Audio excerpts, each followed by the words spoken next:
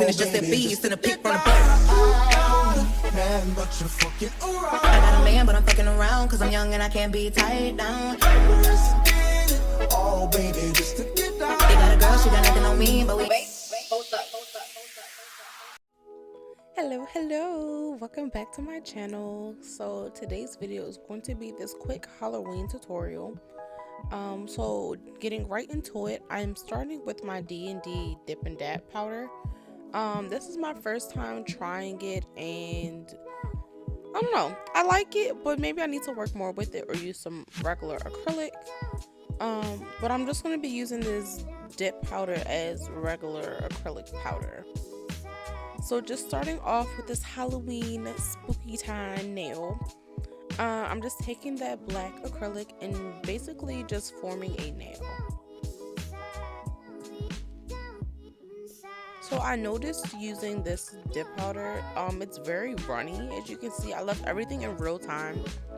Let me know if you prefer the videos more sped up or if you prefer them to be more so in real time, but this acrylic was very soft, like a light stroke and it would kind of just wipe off. So I probably should have let it set more, but like I said, this is my first time using it, so you know, you live and you learn.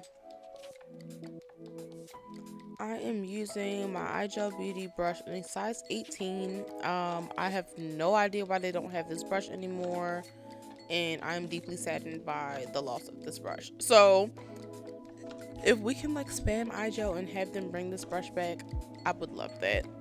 But yeah, that is the brush I'm using. I think I'm using, I don't know, some kind of monomer. Don't ask me. I'm at work right now. So it's whatever monomer that they have at the salon. And like I said, right now I'm just basically forming this nail.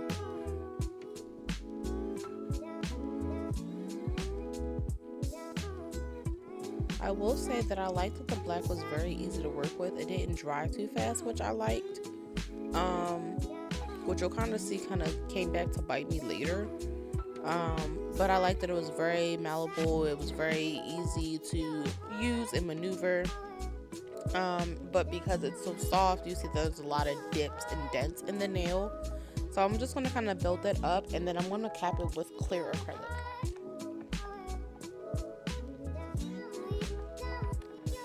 So yeah, how are you guys? How has life been treating you? Let me know down in the comments below. I do actually like to interact with you guys and talk to you guys. So let's chat. Let's talk back. How are you? How are you feeling today?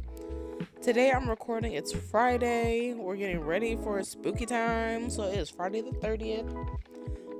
But yeah, I can't wait to see you guys and see you. I can't wait to read your comments and talk to you guys. I mean, I would love to meet you guys at some point, but right now I feel like I'm still kind of small, so I feel like, you know, maybe when I get bigger, I'll be able to do like a meet and greet, actually talk to you guys, because I like meeting people, so that's just me. Right now I am capping that black acrylic in clear. This is Young Nails Core Clear and Speed Clear together. Like I said, I don't remember the monomer, but come to find out, it is a fast drying monomer with a fast drying powder. But the previous monomer we had, it was kind of perfect. Like, I could do everything I needed to do with my beads, but now everything seems to dry up on me, so I have to use a much wetter bead. So you'll kind of see that as I'm trying to form it. It still tends to run, but still kind of stiff, if that makes sense. So yeah, I would definitely recommend using it with the regular acrylic and not trying to mix any and everything together like I did. But I like the consistency of the acrylic. It's really the monomer. We switched and they sent us the wrong one. I can't think of the brand, but I know it has like this, it's like a white gallon with like white with pink like swirls and stuff on it. I really can't think what it is, but I know it smells like cotton candy. That's the first one we had, and this one, it's kind of stinky. It smells like mildew. At least that's what we joke about in the salon. We don't like the smell of this monomer, and you can definitely tell when you're filing it off, the smell.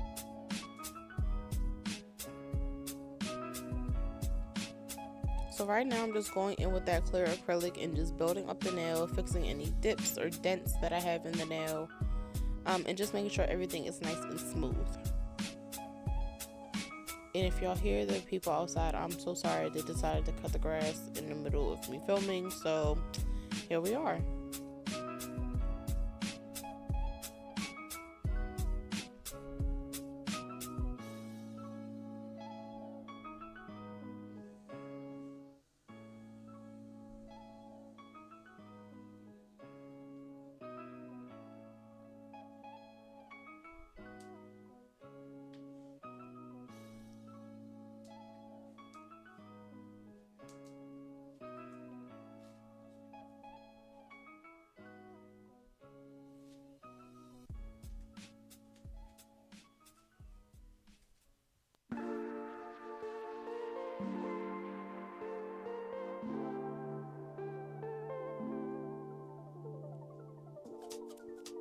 So, I know it's gonna switch over to the next clip in a few moments, but I did notice, okay, here it is, that even like in travel and stuff, there's black acrylic everywhere, like all on the edge and stuff, so just be mindful.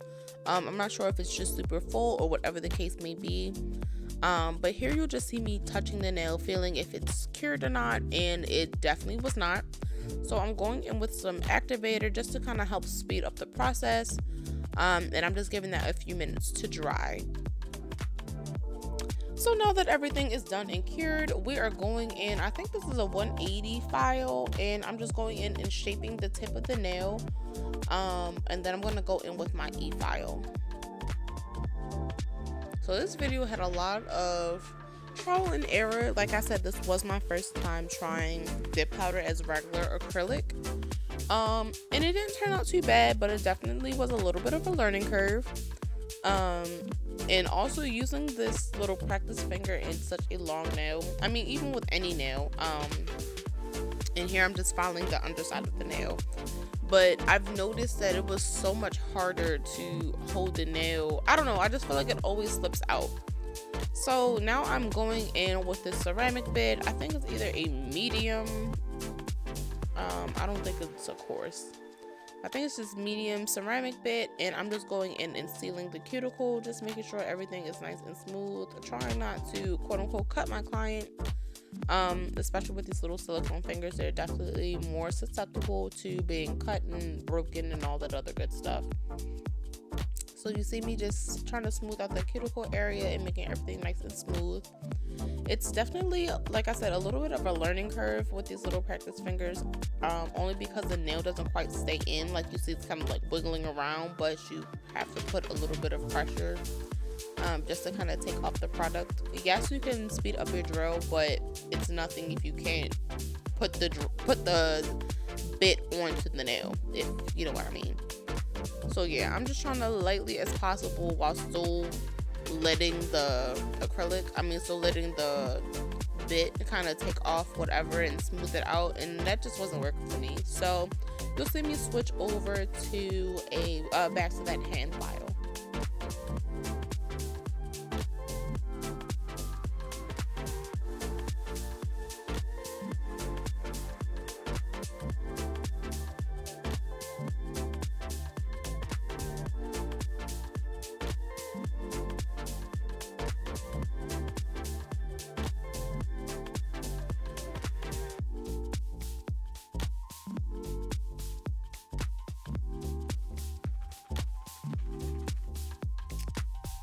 Please excuse Reed. He decided that he wanted to shake his ears. So yes, I'm sorry for all the background noise. I put him out and somehow he managed to find me in the living room. So I do apologize about that.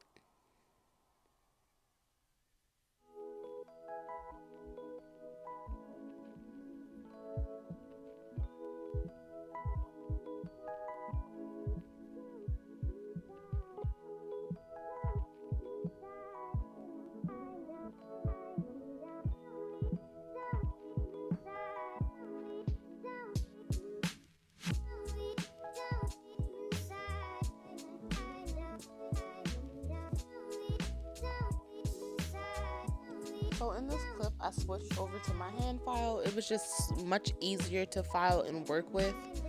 And you'll see me holding the tip or the base of the nail, and then going in and perfecting the crisp edges.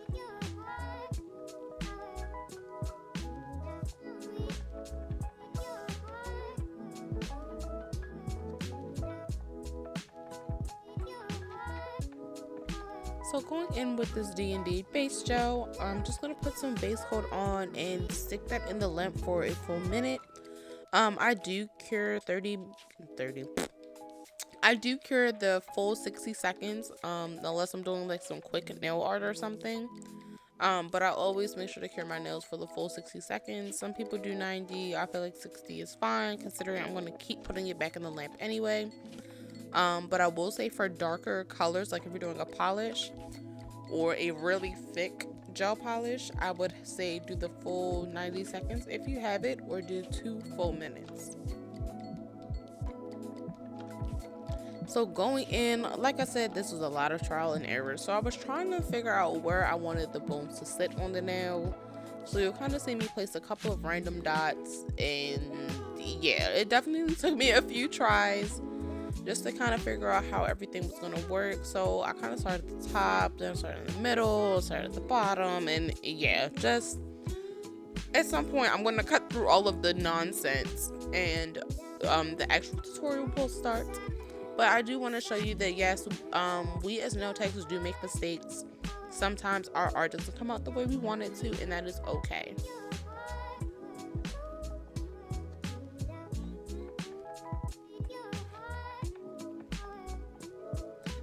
So yeah, here we are trying again. I definitely realized after trying this 3 times that starting from the bottom definitely helped a lot more. And sometimes I am using my dotting tool to kind of draw and figure out how I'm going to do, how I'm going to place everything. And then I switch over to my liner brush. So it's definitely a little bit of going back and forth between my dotting tool and my liner.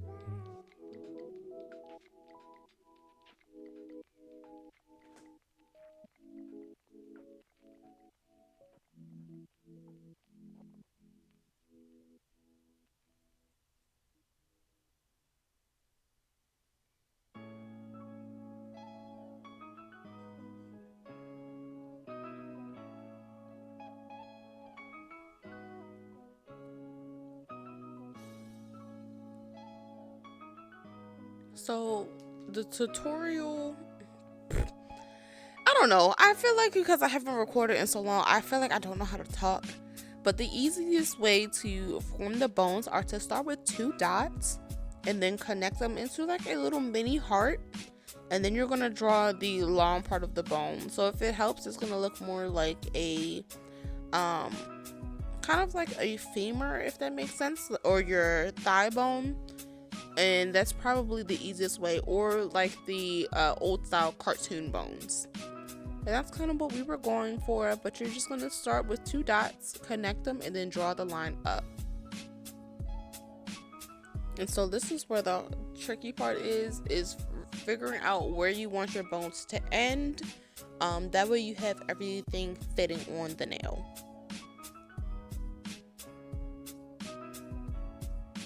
So I went in with my dotting tool and I did the top of the bone, and then I'm going in with my liner and connecting everything.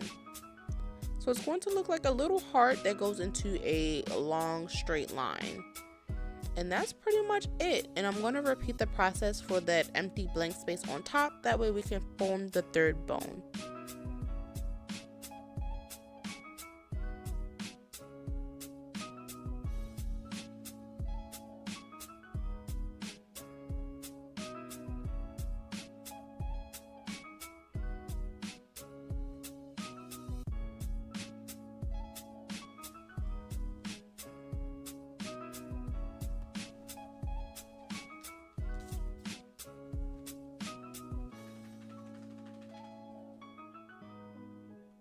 Hey, I'm trying to record. Hush.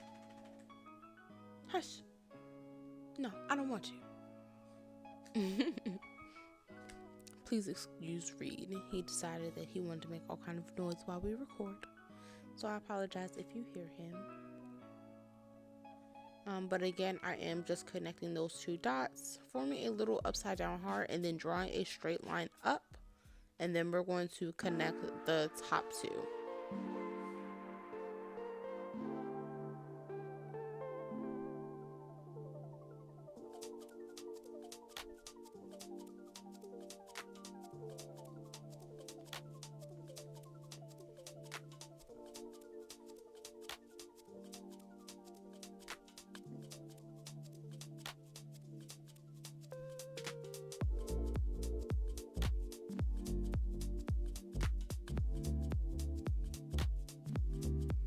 So now that our bones are done, excuse me, I'm just going to stick them in the lamp for a full 60 seconds, and then I'm going in with these Hot Tips Velvet Matte Top Coat.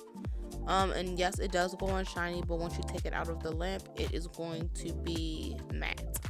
And it's actually a very nice soft matte. It's very, like it says on the bottle, very velvety, very soft. And I have used it on my client a few times. This was my first time trying it, and then I did try it on one of my clients, and she came back for her 2-week fill, and it was so nice. It wasn't dirty or anything. So this is our final product. I hope you guys really like the way that this turned out. Thank you guys so much for watching, and I can't wait to see you in my next video. Bye.